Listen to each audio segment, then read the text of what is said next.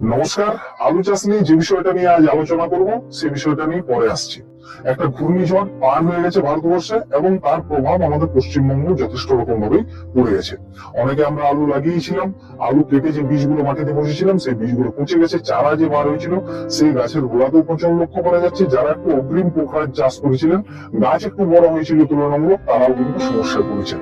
তো এই পরিস্থিতিতে যেটা আমাদের এখন সবার আগে করণীয় সেটা হচ্ছে, যাদের জমিতে একটু জল দাঁড়িয়েছিল বা গাছ একটু বড় বড় হয়েছে, আপনারা ইমিডিয়েট কি করবেন, আপনারা প্রোসাইড 2000 বা 3000 এটা আপনারা প্রতি লিটার জন্য 2 গ্রাম হারে আগে একটা প্রথম স্প্রে করুন, এবং তার 3 দিন পরে টাটা তাকত এটা আপনারা প্রতি লিটার জন্য 25 থেকে 30 গ্রাম হারে স্প্রে করুন। এই টাটা তাকত স্প্রে করলে কিন্তু আপনার আলু গাছ একটু বসে যাবে, মানে বৃদ্ধিটা একটু থেমে যাবে, কিন্তু আপনার করার কিছু নেই। আপনার একেবারে পুরো জমি শেষ হওয়ার থেকে আমি বলবো যে কিছু অন্তত বাঁচুক এবং সেটাকে নিয়ে আপনি এগিয়ে চলুন। এবং যে যেগুলোতে সেরকম ভাবে জল দাঁড়ায়নি অথচ গাছ মিডিয়াম সাইজের রয়েছে এবং এই ধরনের একটা আবহাওয়া পার হয়েছে, এরপরে আপনারা কি করবেন, ইনফিনিটো অথবা আপনারা সেকটিন অথবা আপনারা ফ্লেক্স সুপার, এই তিনটা ছত্রাকনাশকের মধ্যে যে কোনো একটা ছত্রাকনাশক ইমিডিয়েট আপনার জমিতে স্প্রে করুন। আপনারা সিকুয়েট 600 অথবা ইনফিনিটো প্রো অথবা আপনারা অ্যাক্রোভেট এমজেড এইরকম আবহাওয়া পার হওয়ার পরে কিন্তু অতি অবশ্যই আলুর জমিতে স্প্রে করুন।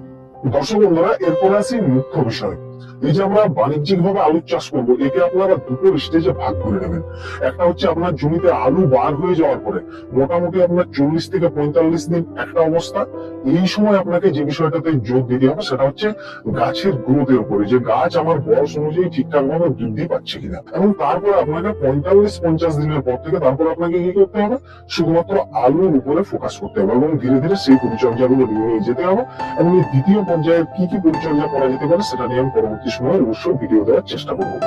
এখন আমাদের প্রথম এই যে 40 থেকে 45 দিনে আমরা কি কি পরিচর্যা করবো বা আমরা কোন বিষয়টাতে আমরা বেশি জোর দেবো, সেটা হচ্ছে এই স্টেজে প্রথম স্টেজে আমাদের যে দিকটাতে জোর দিতে হবে সেটা হচ্ছে গাছের স্বাভাবিক বৃদ্ধি বিকাশ অব্যাহত রাখা। এবং এই আলু গাছের যদি আপনারা স্বাভাবিক বৃদ্ধি বিকাশটা অব্যাহত রাখতে চান, আপনাকে কোন কোন বিষয়ের উপরে জোর দিতে হবে যাতে করে পরবর্তী সময় আমরা ভালো ফলন পাই, সেটা হচ্ছে গাছের শিকড়ের বৃদ্ধি।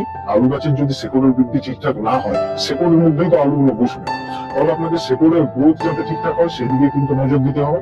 তারপরে আরেকটা বিষয় আসবে প্রথম স্টেজে, সেটা হচ্ছে পাতা হলুদের একটা সমস্যা। এই পাতা হলুদ আপনার ছত্রাক ঘটিত কারণে হতে পারে, এবং ইদানিং এই পাতা হলুদের সমস্যাটা যে কারণে বেশি হচ্ছে সেটা হচ্ছে আগাছা নাশকের স্প্রেটা। আমরা ধরুন আলু চাষে যে পরিমাণে এনপিকে সার ব্যবহার করছি জমিতে দিনের পর দিন, এবং প্রতি বছরে আমরা সেই জমিতে আগাছা নাশকও কিন্তু ব্যবহার করে যাচ্ছি, এর ফল কিন্তু ভবিষ্যতে মারাত্মক হতে চলেছে। অত্যধিক রাসায়নিক সার এবং প্রতি বছর নিয়ম করে এই যে আগাছা নাশক স্প্রে আপনারা করবেন, জমির কিন্তু গুণগত মান ধরে রাখা খুবই মুশকিল হবে। এরপর আরেকটা বিষয় আমাদেরকে দেখতে হবে, সেটা হচ্ছে পাতা কোঁকড়ানোর ব্যাপারটা। পাতা কোঁকড়ানো এবং গাছ যখন ছোট থাকবে তখন কাটিং পোকায় কাটবে, এই বিষয়গুলো আমাদেরকে একটু দেখভাল করতে হবে এই স্টেজে। আরেকটা আমাদের যে বিষয়টাকে লক্ষ্য রাখতে হবে সেটা হচ্ছে বয়স অনুযায়ী গাছের বৃদ্ধি ঠিকঠাক আছে কিনা, অর্থাৎ বয়সের সাথে সামঞ্জস্য রেখে আলু গাছ আমার বাড়ন্ত ঠিকঠাক হচ্ছে কিনা সেদিকে জোর দিতে হবে। গাছের বৃদ্ধি যদি আপনার খুব বেশি হয়ে যায় সেটাও কিন্তু আলু চাষের সমস্যার কারণ। যদি বয়স অনুযায়ী গাছের বাড়ন্ত ঠিকঠাক না হয় তাহলে কিন্তু আপনি পরবর্তী সময় সেই গাছ থেকে ভালো ফলন পাবেন না, এটাও একটা বিষয়। আর একটা বিষয় হচ্ছে কি, গাছে আপনাকে কিন্তু লক্ষ্য রাখতে হবে জমিতে যে গাছের ছত্রাক বা ব্যাকটেরিয়ার আক্রমণ লক্ষ্য করা যাচ্ছে কিনা, কারণ আলুতে ব্যাকটেরিয়া ঘটিত সমস্যাও বেশ জোরালো রকম লক্ষ্য করা যায়, আবার ছত্রাক ঘটিত সমস্যাও কিন্তু জোরালো রকম ভাবে লক্ষ্য করা যায়।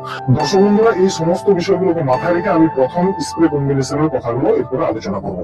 এবং এটা আপনারা চেষ্টা করবেন যখন আলু গাছটা বেরিয়ে গিয়ে 12 থেকে 15 দিন বয়সের হবে, সেই সময় আপনারা প্রথম স্প্রে হিসেবে এই কম্বিনেশনটা বেছে নিতে পারেন। এখানে থাকবে ছত্রাকনাশক, এখানে থাকবে কীটনাশক এবং কেমিক্যাল। ছত্রাকনাশক হিসেবে এখানে আপনারা স্প্রিং অথবা সাপ ব্যবহার করতে পারেন, এবং কীটনাশক হিসেবে এখানে প্রোফেক্ট সুপার এবং তার সাথে একতারা, এই দুটোকে আপনারা একসাথে মিশিয়ে ব্যবহার করবেন, আর এর সাথে আপনারা হিউমিক অ্যাসিড ব্যবহার করবেন প্রথম কম্বিনেশনে, অথবা আপনারা ওটোস্টিন যে কোনো দুটোর মধ্যে একটা ব্যবহার করবেন। তার সাথে আপনারা নাইট্রো এবং নাইট্রোর সাথে একতারা দুটোকে একসাথে মিশাবেন, এবং তার সাথে হিউমিক অ্যাসিড আপনাদের ওখানে যেগুলো স্প্রে করার জন্য যে হিউমিক অ্যাসিড গুলো পাওয়া যায় সেই হিউমিক অ্যাসিড গুলো আপনারা কিন্তু ব্যবহার করবেন। এরপর আছে দ্বিতীয় স্প্রেটা, এটা আপনারা 20 থেকে 25 দিনের মাথায় করতে পারেন, বা আমি বলবো যে আপনারা যখন প্রথম চাপান সারটা ব্যবহার করেন তারপরে কিন্তু এই স্প্রে কম্বিনেশনটা আপনারা বেছে নিতে পারেন। এক্ষেত্রে থাকছে ছত্রাকনাশক, পিজিআর এবং কীটনাশক। তো এক্ষেত্রে আমি বলবো ছত্রাকনাশক হিসেবে আপনারা অ্যান্ট্রাকল অথবা আপনারা কার্জেট এটা বেছে নিতে পারেন, এবং তার সাথে পিজিআর হিসাবে পিলাটাস আমার প্রথম পছন্দ। যদি আপনারা পিলাটাস হাতের কাছে না পান তাহলে কোশব গ্রিন অথবা আপনারা মিরাকুলেন, যে কোনো এই তিনটের মধ্যে থেকে একটা পিজিআর আপনারা এখানে সিলেক্ট করবেন, এবং তার সাথে আপনারা কীটনাশক হিসেবে টাপগর এটা আপনারা ব্যবহার করবেন। দর্শক বন্ধুরা, এরপরে আলু গাছের বয়স যখন আপনার হয় 30 থেকে 35 দিন, অর্থাৎ গাছ বেরিয়ে যাওয়ার পরে, বা আপনারা যখন দ্বিতীয়বার চাপান সার প্রয়োগ করবেন মাটিতে, তারপরে কিন্তু আপনারা এই কম্বিনেশনটা ট্রাই করবেন, তাহলে খুব ভালো হয়। এবং এই সময়টাতে আপনারা যে বিষয়টাতে একটু নজর দেবেন সেটা হচ্ছে, এই সময় দেখবেন যে আলু গাছের একটা কিন্তু ব্যাকটেরিয়াল সমস্যার জন্য ঝিমিয়ে পড়া রোগও কিন্তু লক্ষ্য করা যায়। তাই স্প্রেতে ছত্রাকনাশক হিসেবে আপনারা কি করবেন, কপার গোত্রীয় ছত্রাকনাশক এখানে ব্যবহার করবেন। কুপ্রোফিক্স ব্যবহার করতে পারেন, এবং এর সাথে প্লান্টোমাইসিন অথবা আপনারা টনিকা ব্যবহার করতে পারেন, যেটা হাতের কাছে পাবেন সেটাই ব্যবহার করবেন।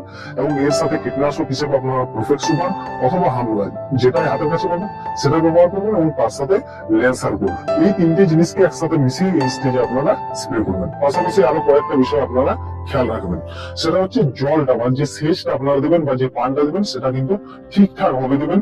ভেলিকে একদম পুরো ডুবিয়ে কিন্তু আপনারা সেচটা দেবেন না, এটা কিন্তু আলুর জমির জন্য বা আলুর ফসলের ক্ষেত্রে বেশ ক্ষতিকারক। এটা আপনারা জানেন এবং বুঝে শুনে এই কাজটা করবেন। এরপরে যে বিষয়টা বলবো, আপনারা যে দুইবার চাপান সারটা দেন এবং মাটিটা তোলেন এবং ভেলিটা বাঁধেন, সেই ভেলিটা বাঁধার সময় দেখবেন এই সাইডের মাটিটা যেন না শক্ত হয়ে যায়, মাটিটা যাতে ফ্রি থাকে সেইভাবে কিন্তু আপনারা কাজগুলো করবেন, মাটির কাজগুলো। আর একটা বিষয় লক্ষ্য রাখবেন, সেটা হচ্ছে এই 40 থেকে 45 দিন পর্যন্ত দুটো কিন্তু জিঙ্কের স্প্রে আপনারা অতি অবশ্যই করবেন। এরপরে যদি আপনারা অ্যান্ট্রাকল ব্যবহার করেন তাহলে আর আপনাকে আলাদা করে জিঙ্ক দেওয়ার দরকার নেই, কারণ অ্যান্ট্রাকলের মধ্যেই জিঙ্ক রয়েছে। আর আরেকটা ছত্রাকনাশকের কথা বলবো, সেটা হচ্ছে পলিরাম, ওর মধ্যেও কিন্তু জিঙ্ক আছে। তাহলে আপনারা অ্যান্ট্রাকল এবং পলিরাম অতি অবশ্যই কিন্তু না হলেও আলুর জমিতে দুবার কিন্তু স্প্রে করবেন, তাহলে জিঙ্কের ঘাটতিটাও মিটে যাবে এবং আপনার ছত্রাকনাশকের কাজটাও কিন্তু খুব ভালোভাবে হবে।